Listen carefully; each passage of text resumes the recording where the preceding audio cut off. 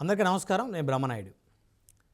ఈరోజు మనం చర్చించబోయే టాపిక్ ఆంధ్రప్రదేశ్ రాష్ట్రంలో ఉన్నటువంటి రాజకీయ పార్టీలకు సంబంధించినటువంటి అంశం. ఏ రాజకీయ పార్టీ ఏ విధమైనటువంటి విధానాన్ని అనుసరిస్తుంది, ఏ విధమైనటువంటి వ్యూహంతో వారు ముందుకు కదులుతున్నారనేటువంటి అంశం మనం చర్చిద్దాం. ప్రధానంగా ఆంధ్రప్రదేశ్లో ఉన్నటువంటి ప్రధాన రాజకీయ పార్టీలు చూస్తే 4: తెలుగుదేశం, జనసేన, బీజేపీ, వైఎస్ఆర్సీపీ. ఈ 4 రాజకీయ పార్టీల నుంచి శాసన సభలో, శాసన మండలిలో వారి యొక్క అభ్యర్థులు ఉన్నారు. అయితే ప్రధానంగా అతిపెద్ద పార్టీ ఆంధ్రప్రదేశ్లో ప్రస్తుతం తెలుగుదేశం పార్టీ. ఎందుకంటే 135 మంది శాసనసభ్యులు తెలుగుదేశం పార్టీ నుంచి ఆంధ్రప్రదేశ్ అసెంబ్లీలో ప్రాతినిధ్యం వహిస్తూ ఉన్నారు. రెండవ అతిపెద్ద పార్టీ ఆంధ్రప్రదేశ్లో శాసనసభ్యుల పరంగా చూసుకుంటే జనసేన పార్టీ. 21 మంది శాసనసభ్యులు ఆంధ్రప్రదేశ్ రాష్ట్ర అసెంబ్లీలో ఉన్నారు.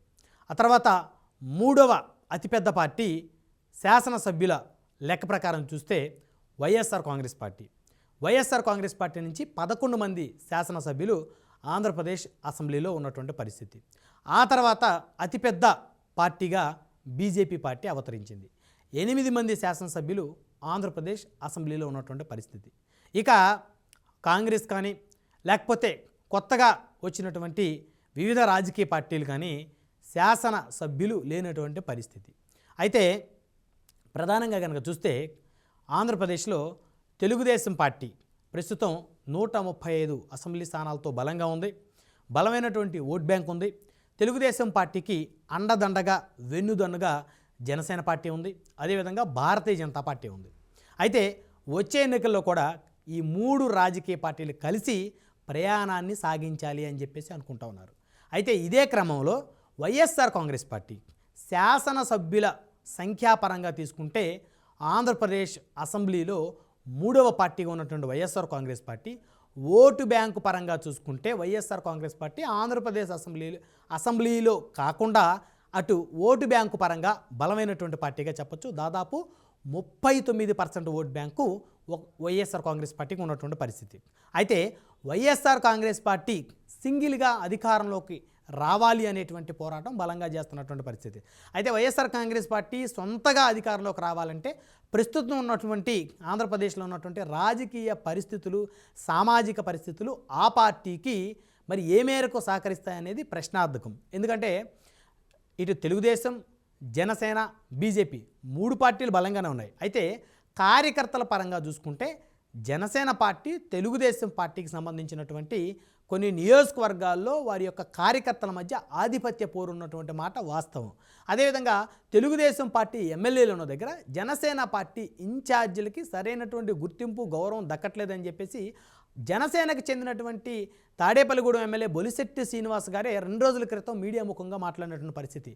అయితే అయినప్పటికీ కూడా జనసేన అధినేత, టీడీపీ అధినేత వారిద్దరి మధ్య సఖ్యత ఉంది కాబట్టి క్యాడర్ మధ్య సఖ్యత లేకపోయినా ఎప్పటికప్పటికి మరి క్యాడర్ని సెటరేట్ చేసుకుంటూ వారి మధ్య సఖ్యతని పెంపొందించే విధంగా ఈ పార్టీలు ముందుకెళ్తున్నటువంటి పరిస్థితి స్పష్టంగా కనబడుతుంది. అయితే భారతీయ జనతా పార్టీకి ఆంధ్రప్రదేశ్లో ఓటు బ్యాంకు లేదనేటువంటి విషయం అందరికీ తెలిసిందే. అయితే కూటమిని మరి ఏకతాటి మీద నడిపించడంలో జనసేన అధినేత ఒక అడుగు ముందుకు వేశారు. టీడీపీ కూడా మరి వారితో కలిసి జతకట్టి వారు కూడా ఒక స్టెప్పు మరి కిందకి దిగి మరి జనసేన, భారతీయ జనతా పార్టీని కలుపుకొని 3 కలిసి వెళ్ళినటువంటి పరిస్థితి. సో కాబట్టి భారతీయ జనతా పార్టీకి 8 మంది అసెంబ్లీ సంబంధించినటువంటి శాసనసభ్యులు ఉన్నారు. వారు 10 స్థానాలు పోటీ చేస్తే మరి వారు 8 మంది ఎమ్మెల్యేలు గెలిచినటువంటి పరిస్థితి. అదేవిధంగా జనసేన పార్టీ 21 మంది ఎమ్మెల్యేలు పోటీ చేస్తే 21 మంది ఎమ్మెల్యేలు పోటీ చేశారు. అదేవిధంగా ఎంపీలు 2 పోటీ చేస్తే 2 గెలిచారు. మిగతా స్థానాలు తెలుగుదేశం పార్టీ పోటీ చేస్తే 135 అసెంబ్లీ స్థానాలు తెలుగుదేశం పార్టీ గెలిచినటువంటి పరిస్థితి.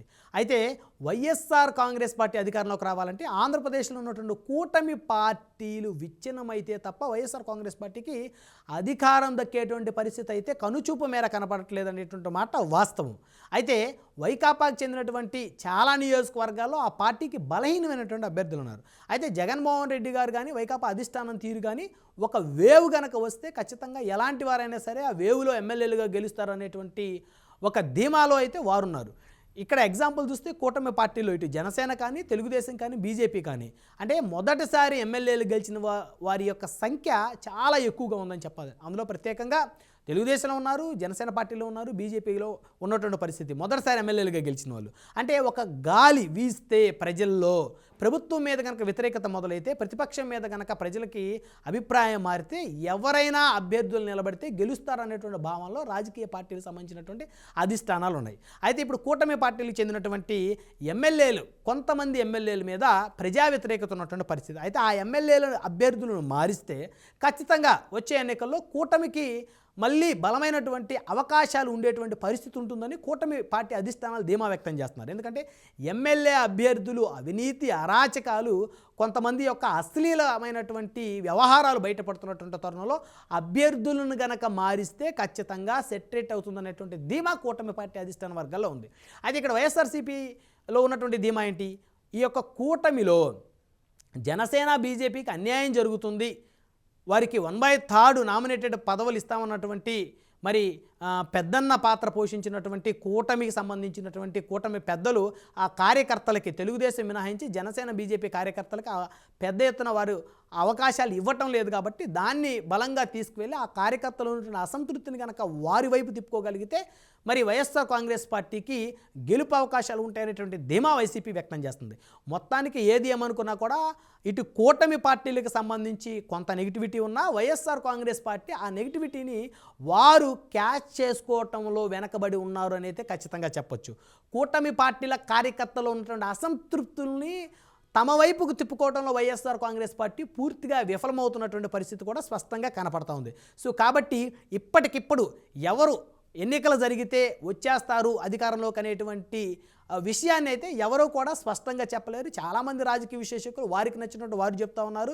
సో ఇక్కడ తెలుగుదేశం, జనసేన, బీజేపీకి సంబంధించి తెలుగుదేశమే ఎక్కువ మరి లబ్ధి పొందుతూ ఉంది, జనసేనకి బీజేపీకి అవకాశాలు ఇవ్వటం లేదనేటువంటి ఒక ప్రధానమైనటువంటి అంశాన్ని వైసీపీ ప్రజల్లోకి, అదేవిధంగా అసంతృప్తిలో ఉన్నటువంటి కూటమి కార్యకర్తలలోకి తీసుకువెళ్లాలనేటువంటి ప్రయత్నం మాత్రమే వారు చేస్తున్నటువంటి పరిస్థితి స్పష్టంగా కనపడతా ఉంది. అయితే ఈ ప్రయత్నాన్ని ఏ మేరకు వైసీపీ తమ వైపు తిప్పుకోగలుగుతుంది, అదేవిధంగా ఇక్కడ కూటమి పార్టీలకు సంబంధించి మరి రానున్న ఎన్నికల్లో అసెంబ్లీ స్థానాలు దాదాపు 88 కొత్త అసెంబ్లీ స్థానాలు పెరిగేటువంటి పరిస్థితి కనబడుతుంది. కాబట్టి మరి ఆ క్రమంలో జనసేన పార్టీకి, భారతీయ జనతా పార్టీకి వారికి స్థానాలు పెంచుతారు కాబట్టి పోటీ చేసే స్థానాలు అసెంబ్లీ సంబంధించి పోటీ చేసేటువంటి అభ్యర్థుల్లో అయితే జనసేన బీజేపీకి అయితే ఈ పెరగబోతున్నటువంటి స్థానాలు దృష్టిలో పెట్టుకొని కనుక మనం ఆలోచిస్తే ఖచ్చితంగా అసంతృప్తులు ఉండే పరిస్థితి ఉండదు.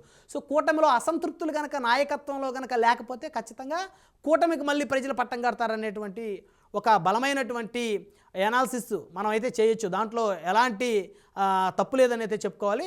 అయితే వైఎస్ఆర్ కాంగ్రెస్ పార్టీకి వచ్చే ఎన్నికల్లో కనుక బలంగా అసెంబ్లీ స్థానాలు కనుక పెరగకపోతే వైఎస్ఆర్ కాంగ్రెస్ పార్టీకి అది ఫేవర్ అవుతుంది. ఎందుకంటే మరి జనసేన ఖచ్చితంగా ఈసారి 40 నుంచి 50 స్థానాలు పోటీ చేయాలనుకుంటుంది. ఎందుకంటే పోటీ చేయకపోతే జనసేన క్యాడర్ జనసేనతో నడిచే పరిస్థితి తక్కువగా ఉంటుంది. 70% నడిచినా క్యాడర్ 30% అసంతృప్తిలోనే పరిస్థితి ఉంటుంది. సో కాబట్టి అది వైసీపీకి పాజిటివ్ అవుతుంది, కూటమికి మైనస్ అవుతుంది. అదే అసెంబ్లీ స్థానాలు కనుక పెరిగితే ఖచ్చితంగా కూటమికి పాజిటివ్ అవుతుంది, వైఎస్ఆర్సీపీకి నెగిటివ్ అవుతుంది. కాబట్టి ప్రస్తుతం ఆంధ్రప్రదేశ్లో ఉన్నటువంటి ప్రధానమైనటువంటి రాజకీయ పార్టీలుగా ఉన్నటువంటి టీడీపీ, వైసీపీ, జనసేన, బీజేపీ పార్టీల యొక్క అధిష్టాన వర్గాల యొక్క ఆలోచన విధానం అయితే ఈ విధంగా ఉందని అయితే చెప్పుకోవచ్చు.